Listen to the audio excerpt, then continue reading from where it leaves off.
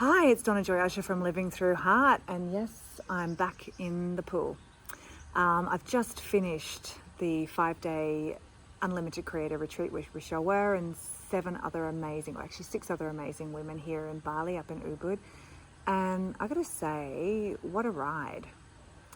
You know, I'm so used to doing work where I go in and where I go back to the roots of the healing, and where I, find the moments in time where beliefs were created and unravel the energy from that end.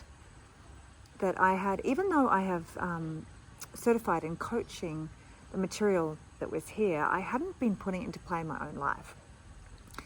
And I've really realized the power of the end result within this moment, and how sometimes when we get so caught up in healing and going in and doing the work, and it can be quite cathartic sometimes to be feeling your emotions and expressing them and coming out the other side and feeling so lighter and amazing and having these perceptual shifts. But I think what tends to happen, what can happen, is that sometimes we get caught up in the wound, and well, not the wound, in our woundings, and we get caught up in the identity of being wounded, and we don't know what else to be because we've never been anything other than that person that had the wounds, right? And even though we're shifting slowly and our perceptions are changing and we're expanding and we're getting more and more opportunity and more freedom in our being, we don't know what else to be. So it's kind of like we've cut free from all the vines, but we're still in the jungle. And what this work has done for me over the last 5 days, by taking myself into the energy of the end result of what I want to create, and not details of how I'm going to get there, or what it has to look like, or all the control that I used to have when I would try and force a creation, but just holding myself in the energy of what I wanted: the freedom, the fun, the laughter, the friends, the creativity, how I could just plan my life around I didn't have to have a routine, and realizing, oh my God, that I'm not a routine person. I actually hate routine, even though my entire life has been around routine. School, having to hop up and go to swimming training before school, and then having to have this training after school, and having to go home and study. And then I got so caught up in work, that I wasn't actually living in my true nature of who I am, right? My true nature and purpose. And what I've realized over the last 5 days is that my true nature and purpose is free, and no real routine from day to day, or week to week, or month to month. And I love spontaneous things, even if it's just a spontaneous plan for something that's going to happen 6 months from now, like not thinking about it and deliberating, but just deciding to do it and booking it in and having it there. And I can remember back when I left the Air Force and I went over to England, and I was living there for about 18 months, and I went down to the local travel agent, and I just carried home this pile of brochures, and I just went through that, and I booked all of these holidays. So I went to Egypt, and I went scuba diving, and I went I think safari in Africa, and went to Thailand and did this like bus tour up through it. And I just booked all these trips, and then I worked locum jobs around them. And even when I was in Egypt, I cancelled my flight home, and I was in Dahab scuba diving, and I stayed for nearly a month, and ended up doing my rescue diver while I was there. And it was just the love of that freedom, of that spontaneity. And yet as soon as I came back to Australia, I just fell back into my old patterning. And it's like sometimes we can stretch the elastic band so far, and we feel it, and it feels amazing, but then it just snaps back into place, and we go back to that old state of being. So what I think happens when we just kind of like concentrate on just the healing and the wounded, and removing, and changing that identity, is that we don't know how to be, and we don't know how to move forward and how to flow freely towards what we want. And so that's what this work has brought me this week, reminding me of that, reminding me of holding the energy of the end result, and actually dreaming big about what you want life to look like, not being stuck into what you think you can have, right? Because if you stay in what you only think you can have, then you're not even going to create that. Whereas if you dream as big as you can about what you want your life to look, and not worrying about how you're going to create it, or what's going to happen, or going into fraud complex, or fear of failure, or any of that stuff that we so naturally drop into, right? If you dream as big as you can, and then just hold the energy of that, then life is going to start to bring you things that will take you in the direction of what you want. And the beautiful thing about when you hold that end result is that you're already in the energy of what you want. Because the energy of what we want is really what we want, right? It's really how we want to feel. I mean, sure, we want the amazing experiences and we want the travel and we want this and we want that. But if we're doing all that stuff and we're not actually happy and we're not enjoying ourselves, what's the point, right? So part of the goal is really on how we're going to feel when we have it. But we can have that feeling now. And we can be in the energy of that end result now. So it's like when you plan a garden. You plan out a garden and you're going to like sow all the seeds for the garden, and then you've started growing the garden, right? But at the moment it just looks like a bare field of soil. And then you're like, well, what's the next obvious step? Well, the next obvious step to have, like, if you close your eyes and you can imagine what this garden is going to look like and the scents it's going to have and the flowers it's going to have, or the herbs it's going to have, or the tree it's going to have, and the wildlife that you can attract with what you've planted. And are you going to have any ponds or fountains, or do you need to bring in electricity? Do you need to bring in a water source? What do you need to do? What's going to be there, when you're like imagining what it's like. And then you're like, okay, well, what's the next obvious action I need to take? Well, first of all, I need to plan where my garden's going to be. Okay, now I've got that done. What's my next obvious action? Well, now I need to decide what's going to be where. And what's my next obvious action? Well, now I need to plant the seeds or buy the trees or bring in the water or whatever it is, right? So we can be in our end result without actually having the physical manifestation of what it is that we want. Because that can take time to show up. But it doesn't mean that we don't already have it. We don't already have that end result if we're actually in the energy of it and taking the action and moving towards it. So I really feel that, it's like the fullness of anything, almost like the infinity symbol. I can see it in my head. One side of it is the removing of the old, the ties to the old. The other half of it is the moving towards the future of what it is that we want. And so what happened for me when I came in was that I had done a lot of clearing of past. And I was finally at a point of like real freedom within my soul and being able to have a life where, I didn't have to work as hard. I mean, I could move to somewhere like Bali and not have to work at all at the moment. But I know that I still do want to do that because I do have some joy that I get from creating things within the work that I do. But I was really blocked and I didn't know how to move forward from that. I didn't know whether or not I wanted to move forward from that. And yet I had done so much. And I was, creating a podcast, creating a YouTube channel. It's like this part of me was kind of like half-heartedly doing this stuff, like as if it's like, oh, but look, it's okay. I'm sharing to the world what I know in my journey and my content. And so it's not all been a waste. It's not all been for nothing. All the study and all the money that I've put into myself over the last 5 years to learn what I've learned and to be able to do what I do. But I wasn't actually using it for the greater good. I had some clients. But I wasn't really, able to conceptualize what I wanted. And whenever I thought about it, I would actually constrict and contract and go into fear because of the trap that was there, the trap of my past. And now for me realizing that, I get to actually create this any way I want. And all those times in the past, it was me that had created it like that. It was me that had put the stress on myself, that had committed to something financially that was now causing me a lot of stress. And it was me that was not finding my way out of it, but was staying in it because I felt like that's all I deserved. That I had to make it work. That if I didn't, I was a failure. And rather than jettisoning from things earlier on, I would hang in there till the end, and then it was a financial disaster, and I was stressed out of my mind, and all these terrible ramifications that come from it. And all that time it was me that had created it. And so knowing that and observing that gives me the power to not do it again. And this is something else about it. When we take radical responsibility for our life, 100% responsibility for where we are and what we've done and what we've created in our life, then we can own that we created those things that we don't like as well. Which means that we can, create a future where we don't have those things in them.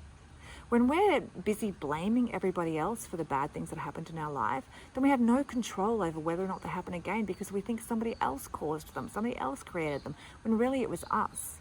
And sure, it might have been that somebody did something shitty to us, but, ultimately we were the one that allowed it to happen to us. We were the one that, trusted that person or put up with that person when part of us knew that we shouldn't. Or we were the one that, invested in something without doing due diligence, which is my, great trap. I would like see something, want it, buy it, and I would, the signs would be there, but I would just fluff over them, or in my mind I would, make it all okay, rather than actually, being like black and white about something with due diligence. And like I would bring emotion into the picture, and just because I wanted something, I would make everything else kind of just go away in my mind, but it was all still there, right? So I created the situations. And a lot of people just go through life, sail through life being so resentful and so fearful and trying to control everything because they think they have no control. And yet the true beauty in life comes when you realize that you don't have control. And you shouldn't have control, because when we try to control what our life looks like, all we can do is recreate more of the past, because we have nothing else to compare it by. And maybe sometimes we can model ourselves on someone else, and we can get there. But normally, if we're trying to control something, it's just more of the same, because it's more patterning. It's more of our unconscious playing out. It's more of our self-sabotaging, or it's more of us trying to stay safe or play small or whatever it is, right? But when we move the other direction and we actually are brave enough to visualize what we want and then to go for it, then who knows how it's going to look? When all we're doing is taking the next obvious step and we're holding the energy of that end result, we're magnetizing it to us, we're bringing it to us, and then all of a sudden, stuff starts to happen.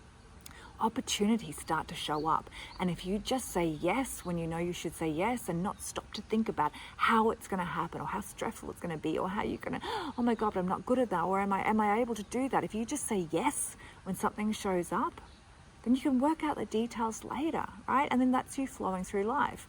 Remember that famous quote by Richard Branson? He's like, if an amazing opportunity get offers to you, just say yes and then work out how you're going to do it later, right? So I went from, being blocked, not knowing what was going to happen, to kind of like getting some clarity and realizing that I was the one that was in control. I could create it however I wanted it, and that abundance didn't have to be tied to what I was creating. In other words, this didn't have to be like a financially stressful thing in which I had to be like making so much money or doing this or doing that. And I could actually create something just because I wanted to create it and because I would love to be sharing it with the world.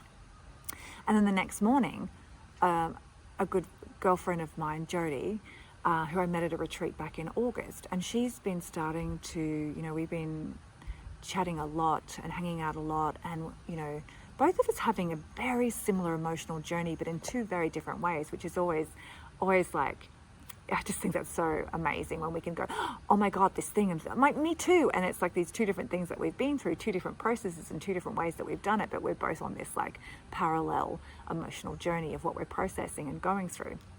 So I just come through this from lack of clarity of what I want to I'm going to do this thing. And then she reaches out to me and says, hey, do you want to collaborate? I think we should collaborate. And I'm like, hell yeah, let's collaborate.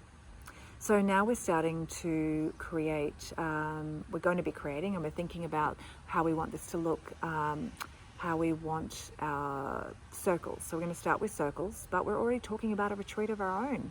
And between the two of us, the skills that we've got and the tools that we've got and the abilities that we've got, we can bring a massive amount of stuff to the world by ourselves even, but together, it's going to be amazing. And, we're going to create some circles around different themes and topics, and then go from there. And then basically, just say we're going to do a retreat and book it in, and then just see what happens, what plays out, what we feel we should be helping people with, and how it's going to look from there. So, I'm going to say what a difference 5 days can make when you're standing, you're moving into your genius every day. You're moving into the energy of a life that you really want to love, to have a life that you love, and your true purpose and nature, right? And your creative, genius, basically, because we're all creators. We're all born creators. We just get shut down within our creation as we get older. We learn it's not safe to be in that play of creation. But when you can stand in that end result and you can start to magnetize it and draw itself to it, and you can feel it in your body and start to resonate at that level, then you can create amazing things. So I hope that you got something out of this. And if you're interested, just, keep an eye out. We're going to be talking about it on social media. about the circles that we are doing, and I will be putting them on my website when I actually get around to doing my websites probably and updating them, which will be soon now that I'm in the end result of what I need to create. So the circles will be local, and we'll probably do some online stuff as well. So if you are in Perth, in Australia, Western Australia, then there will be local stuff that we'll be doing. And we will be doing online stuff as well. And I'm sure that she will also be doing her own stuff, and I will also be doing my own stuff, because I'm really still very passionate about creating these feminine empowerment workshops, which I want to do. And I can see at the moment 2 different levels, like one more basic level where it's really just about bringing you back into your power, being able to get you to identify what your wants and needs are, because that's something that for a lot of women, we don't even know what our wants and needs are because we've never been allowed them, right? What are your desires? And what wants and needs should you be actually, able to ask somebody else for, and what are the ones that you should be fulfilling yourself? Because a lot of our wants and needs that we lean on other people for are actually things that we should be giving to ourselves. So being able to bring the feminine and the masculine energy together in somebody and to bring their power back in, and being able to teach boundaries, because boundaries are not something, seriously, this stuff should be taught from kindergarten up through school, right? It's far more important than history, ancient history of BC time. It's far more important on how to be, right? How to be in your power, and how to have boundaries, and how to live a life, right? That is far more important than ancient history and stuff like that. Anyway, don't get me started. So yeah, how to basically have boundaries, how to say no, and what's a boundary and what's a wall, right? What's the difference there with attachment styles? When are you actually in an avoidant attachment system, and when do you actually have healthy boundaries in place? So that sort of stuff I'm going to be working into. And then I'm thinking next level is getting more into bringing in that feminine power, bringing in that kundalini energy, womb clearing, yoni attunement, lots of stuff there, actually connecting in fully to the power that is ours. It's really been shut down within the patriarchy, within, centuries and centuries of women just being shut down, and our intuition and our power and our inner wisdom just being like us being punished for it, tortured for it, and forced to surrender into nothingness, basically, where we're really just servants to the man. And that's like dramatizing right there at the end, because it's not like that now, but if you think back on how it has been, and in some countries where it still is, right? So anyway, that's what I'm planning in the future. So if you're interested in finding out more about that, there is a form, and I can't remember what it is. So when we edit this video, we will put over at this point now, right now, there's going to pop up a URL that you can go and fill out a form, or if you're listening to the podcast version of this, it will be in the notes, so you can check out the podcast notes of what that form is for, just to fill out, to say that you're interested in finding out when we actually release stuff, or when I release stuff, this feminine empowerment stuff. Or just go check out the website. I'll make sure that there's a form available on my website, either donnajoyusher.com or livingthroughheart.com. Okay, I hope you're having an amazing day. I've got to go actually move out of my room. It's my finger, not my room. Room's over there. Of course, if you're listening to this on a podcast, you're not going to get to see anything, so I apologize for that. But if you're on the podcast, you should go check out the YouTube channel just to see this amazing villa that we've been staying in. Actually, we've been staying in 2 of them. There's another one over, I'm going to do this, there's another one out, you can't really see it, through that direction there is another one which has got this amazing sunken lounge. And in fact, what we're about to do is going to be really fun. There's this sunken lounge with the pool next to it, right? And there's this sheet of glass on the side of the pool, so you can actually see into the pool from within the sunken lounge. And I was like, do you know what'd be really cool? Let's take a photo of us all underwater, like staring out through that window. So we're about to go do that. So if it's good, I'm going to post it on social media. You can check it out there. All right, have an amazing day, and I will catch you next time.